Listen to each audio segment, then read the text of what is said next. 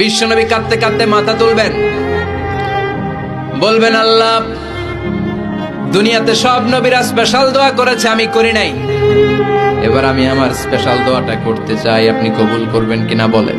আল্লাহ বলবেন, নবী কি আপনার দোয়া বলেন?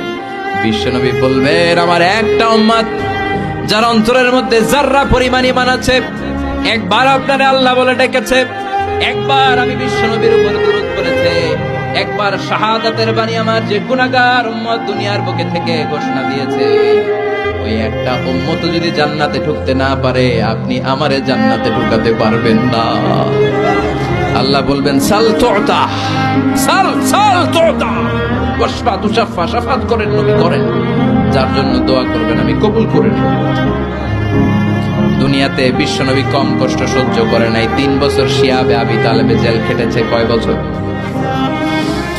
দুর্ভিক্ষের বছরগুলোতে বিশ্বনবীর পেটে দানা পানি ছিল না।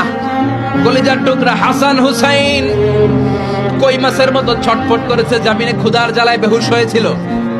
বিশ্বনবী যদি ওই স্পেশাল দোয়াটা করতেন, জান্নাত থেকে খাবারের বস্তা পাঠিয়ে দিত কে? ওই দোয়া করছিলেন? জেলখানায় আল্লাহরে বলছিলেন, আল্লাহ স্পেশাল দোয়া করলাম, জেল থেকে মুক্ত করে দেন, করছিলেন?